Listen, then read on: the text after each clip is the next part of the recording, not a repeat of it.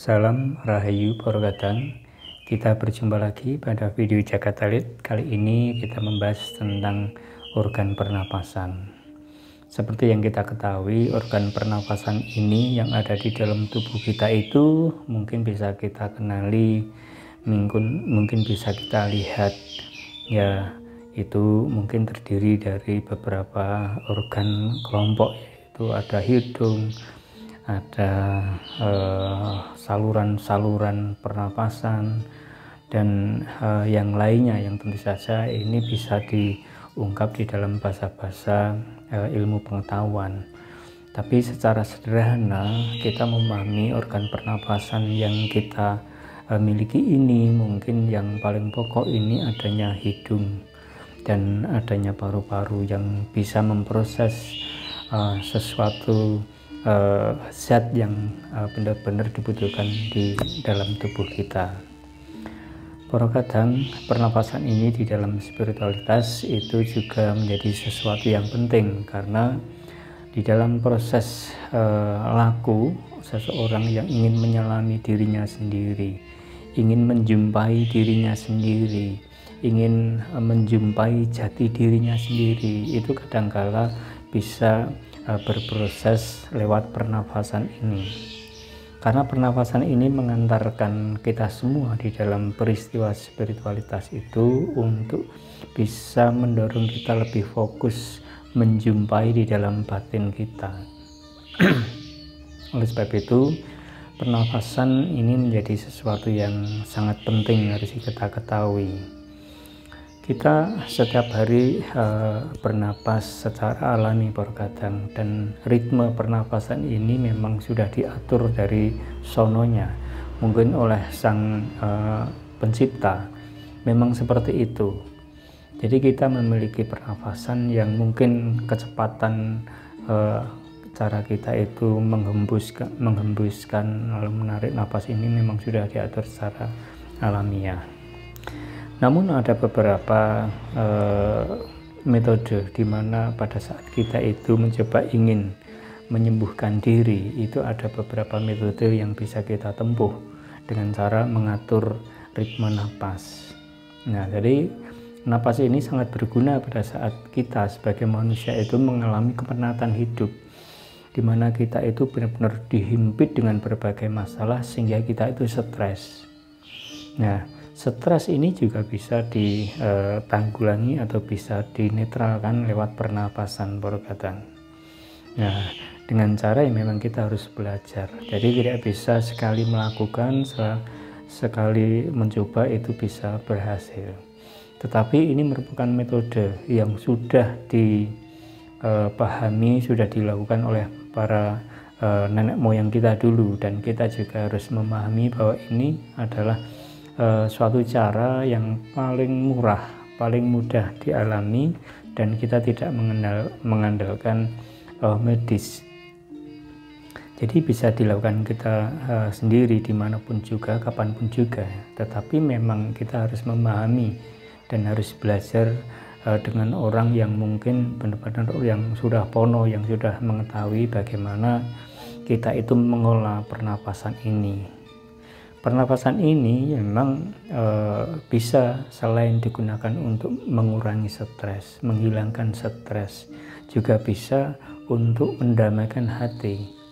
Pada saat kita itu sedih, pada saat kita itu marah, pada saat kita itu mengalami emosi yang begitu luar biasa. Jadi kadangkala kita menarik napas lalu mengeluarkan dengan ritme tertentu, itu lambat laun peristiwa emosi yang ada di dalam diri kita itu bisa terlepas dengan pelan-pelan, lalu sehingga kita itu mengalami ketenangan.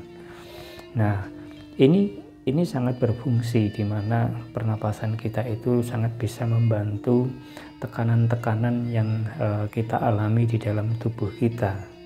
Bahkan kepenatan atau lelahnya kita berpikir kadang-kala itu juga bisa terbantu dengan cara kita itu melepaskan napas dengan cara tertentu. Tentu saja saya menyampaikan ini secara gambaran besarnya, tetapi kalau para kadang ingin mencoba untuk menyelami lebih jauh bagaimana caranya melepaskan stres, bagaimana caranya mengelola pernapasan itu, ritmenya bagaimana caranya kita itu ingin membangun kedamaian hati, ritmenya seperti apa. Lalu ada orang yang memanfaatkan di dalam peristiwa spiritualitas bahwa pernapasan ini bisa juga dipakai untuk menyembuhkan berbagai penyakit. Nah, rupanya kadang Sang Pencipta itu menciptakan organ kita itu sebenarnya itu sudah dikodratkan, sudah direncanakan bisa bermanfaat, tidak hanya sekedar bernafas biasa, tetapi ini menjadi bagian cara tubuh kita itu bisa menyembuhkan berbagai radikal permasalahan di dalam tubuh kita sendiri. Nah, pernafasan tidak hanya di dalam spiritualitas, tetapi di dalam segi pengetahuan, dari segi medis pun ini menjadi sesuatu yang vital kadang. Karena siapapun manusia itu yang bermasalah dengan pernapasan, orang yang tidak bisa bernafas, maka hidupnya akan berakhir. Karena ada beberapa bagian kebutuhan oksigen di dalam tubuh kita itu yang tidak terpenuhi, lalu itu akan benar-benar menghentikan seluruh rangkaian mekanisme yang ada di dalam tubuh kita. Oleh sebab itu, pernafasan ini harus kita pahami menjadi sesuatu organ yang benar-benar vital, organ yang benar-benar sangat penting. Dan seperti yang lain-lainnya, kadang saya sering menyampaikan di dalam uraian, di dalam video-video, supaya kita itu membangun kesadaran, supaya kita itu bisa selalu menjaga, selalu merawat, selalu melindungi organ pernafasan kita, supaya organ ini bisa berfungsi secara baik. Nah, sampai benar-benar kita berakhir memang pada waktunya kita dipanggil oleh Sang Pencipta. Jangan sampai pernafasan ini mengganggu kita, jangan sampai kita memiliki permasalahan di dalam pernafasan ini sehingga aktivitas kita untuk berbuat kebaikan ini terganggu.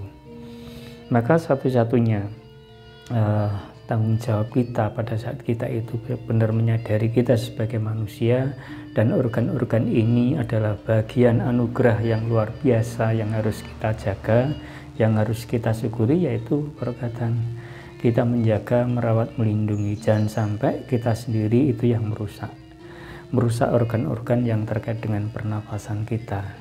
Jangan sampai pernafasan ini menjadi sesuatu yang menghambat kehendak Allah, kehendak Sang Pencipta, di mana kita itu sudah diperankan, sudah diberi misi untuk bermanfaat bagi sesama.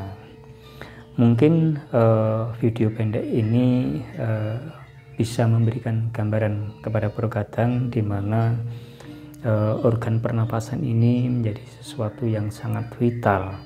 Oleh sebab itu kita menyadari sebagai manusia kita diberikan organ pernapasan ini benar-benar dikehendaki oleh Sang Pencipta, tidak hanya untuk hiasan, tidak hanya untuk wangun-wangunan saja, tapi tanpa organ ini rupanya kita juga tidak berdaya, kita akan menjadi mati sia-sia. Oleh sebab itu Kadang mari kita syukuri kita sebagai manusia yang dikasihi oleh Sang Pencipta ini. Kita mencoba merawat, kita mencoba menjadi manusia yang bertanggung jawab, manusia yang bermanfaat, dan manusia yang benar-benar bisa menjalankan tugas-tugas, peran-peran misi kita. Dengan pernapasan kita bisa melangsungkan kehidupan, dengan pernapasan kita bisa menjadi manusia yang baik dan bermanfaat bagi segala ciptaan. Sekiranya itu Kadang video pendek ini semoga bisa menginspirasi panjenengan semua, dan panjenengan semua bisa merenunginya dan bisa mengambil sebuah pelajaran. Sifatnya saya hanya memberikan atau mengingatkan. Ya, saya yakin Kadang jika sudah pirsa, sudah mengetahui dan sudah lebih tahu bagaimana pernapasan ini. Saya hanya berpesan beberapa kadang semoga video ini menjadi video yang bermanfaat bagi panjenengan semua. Jikalau ini bisa diambil manfaatnya, silahkan dibagikan kepada yang lain supaya ini juga bisa menjadi bagian kasih, bisa menjadi bagian kepedulian supaya orang lain itu juga turut bisa menjaga, merawat, melindungi, dan kehidupan di dunia ini bisa menjadi baik. Terima kasih, kita akan berjumpa lagi pada video-video selanjutnya. Matur nuwun, rahayu.